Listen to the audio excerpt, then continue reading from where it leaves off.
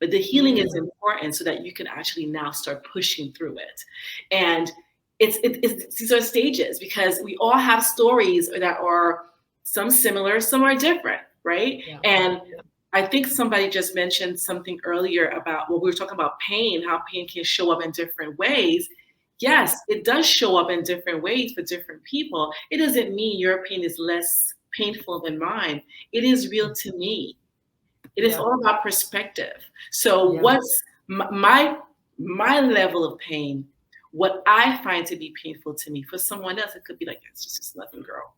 You know, Yeah. Yeah. so we have to be very sensitive to that as we're dealing with other people, and also give ourselves grace is key. We need to give ourselves grace to have understanding as to, okay, what have I gone through life? What have I learned from that experience? What part of it do I want to keep? What part I want to get rid of so that Yeah. the newer version of you can submerge? Say it again, coach. Say it again, coach. That was real deep. No, that was, I don't know if you can say it exactly how you say it, but yeah, It's that's the point of this show. Go ahead. Yeah, Yes, say it it's again very for me. important for us to understand our story so that we could heal from it. And the healing process allow us to really reflect so that we could identify what's important for us to keep, what we need to Yeah. get rid of, and so what we're going to continue to grow from. Because our story does not have to be something that we hold on to forever. It is a Hmm. part of our history. At some point, your story become your history. Yeah. Once you heal from it, because the healing is key. As long as the moment you do not take the time to heal from it, it will continue to be your story, regardless of the stage of life you're in. Once you Mm. give yourself permission to heal from the story, Yeah. as devastated as it might have been for you, then you open a door to, so the light, that light that resides within you, to come through you so that you can become who you're showing up as from that point on. That's It's a all good about word. We're going to start giving some practical advice and some steps. You know, I am with none other than Coach Rochelle Sylvain Spence. I call it my energy, but I want to say my energy. But she wrote a wonderful book, 2020, expanding on it for us exclusively today, giving us some real life tips on how we can push past the pain, take responsibility for you. As she's saying, all of us have different pain points, different pain thresholds. What might be painful to you might not to me, and vice versa. So you're going to use your own individual assessment of where you are and that thing that's causing you pain. Okay, we're not here to, it's not a pain Olympics, so to speak. I mean, we had a guest yesterday that had tons of stuff happen in her life. Everybody doesn't have her story, but you may still have parts of your life that have caused you pain. So, and I validate them. They are painful. It's not a matter of, well, I'm not, in a third world country without food and water, so this is not painful. No, no, no. It's first world pain. It's pain to you. So we got to be mindful that the degrees to which people experience pain and how we define it can vary. But what matters is how you see it. If it's a part of your history and a part of your history that causes pain, you need to address it. That's where we are, right? So we want to make sure we pull that. Go ahead, coach. I was gonna say that, as you just mentioned, the third world country reminds me of my part. A part of my story is I Mm-hmm. was 11 years old, living in Haiti at the time, and where we experienced some civil unrest. Nothing new. Mm-hmm. A lot of it is still Mm-hmm. occurring today, and where my home was invaded. And the invasion was where people were trying to break into our home. I spent a whole night, sleepless night, where rocks were being thrown at our home through the windows, boulders. And I remember asking my parents, can I sleep in their room?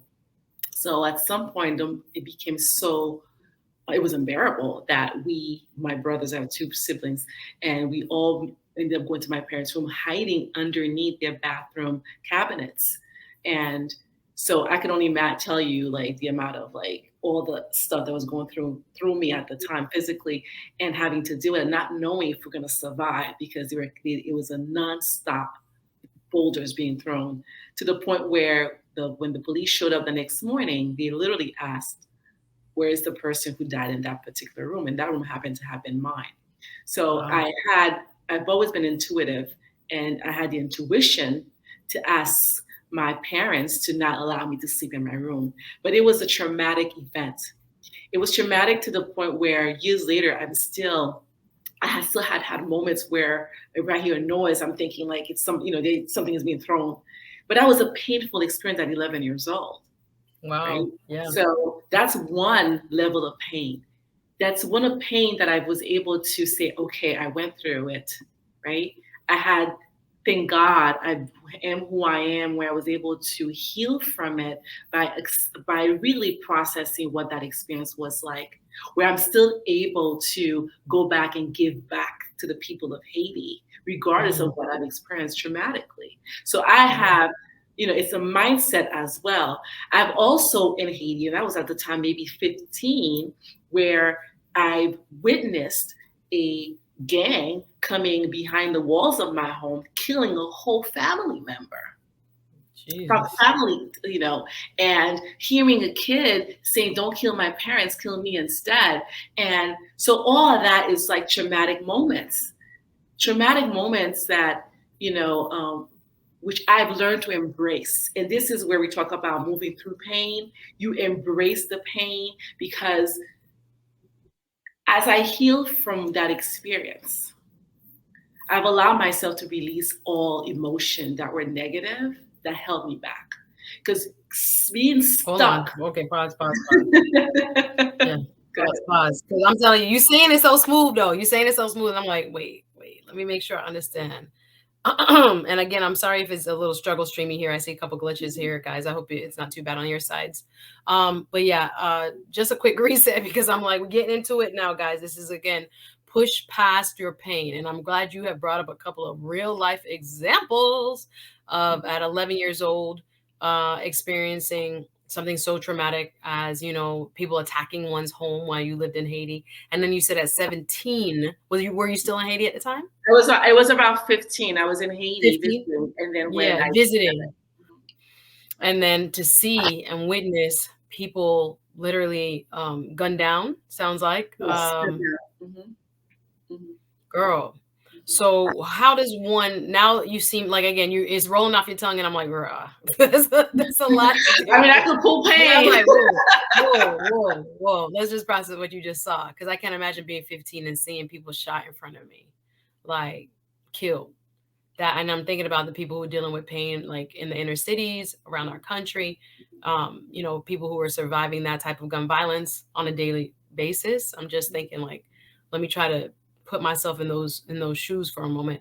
So how did it affect you when after it initially happened? Because I know you have dealt with it now, but what were some of the short-term effects when you had experienced such raw and devastating like emotions around that type of pain? So during my childhood, it was, it's one of those things that, and I'm sure a lot of people who are living in such situations currently, they may be able to relate. Or you become like an autopilot. There isn't time to really process as much because you just have to keep doing what needs to happen. So we were a family of faith, so prayer was huge in it. And Mhm, I never really had therapy for that. mhm, However, through the years, I was able to identify certain behaviors or how I reacted to certain things as relating it to that particular experience that led me to mm. that. Give So me an example. Give me an example, coach. I'll give you an example. Actually, after that night of where they killed that family, I remember I was on the plane heading to New York, and I was sitting, and it was like the flight attendant. There was a lot of noise, and then I heard like the noise, and I started jumping off, and that's where post traumatic comes in, right? And it's like, oh my god! And I thought something else was happening. It turns out it was her dealing with trays. I was Mm, in New York. My brother couldn't find his keys in the middle of the night, so he started throwing rocks in the window to remind us to let me know to open the door.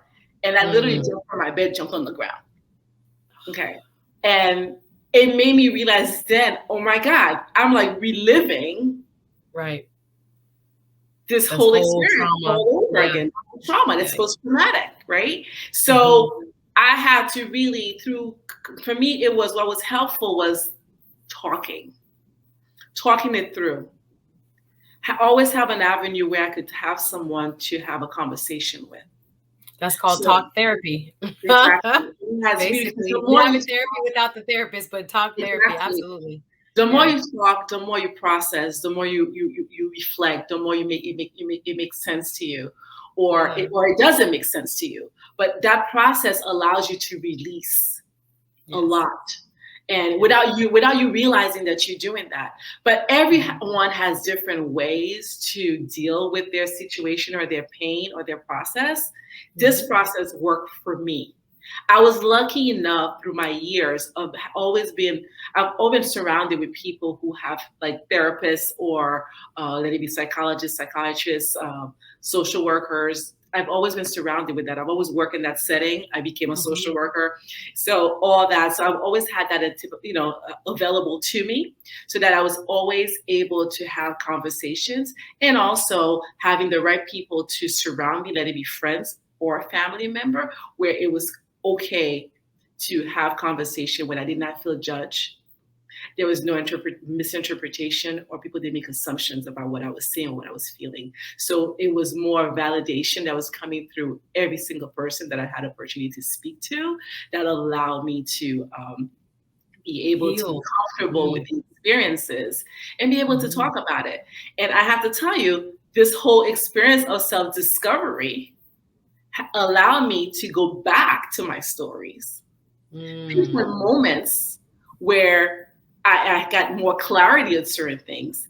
It released some thoughts or some beliefs I've had about certain situations and allowed me to get an opening to be able to grow in a better, more positive way. So this Yeah. is why I believe and I speak highly of the process of self-discovery, because without that, you will continuously be in a space of wonder Hmm. and move without a clarity, without a good sense of direction. Because it not only go ahead. No, no, no. That was a amen. That was Yeah, an amen. it Because a really lot of people moving kind of shaky. It's a lot of does. people um following fashion as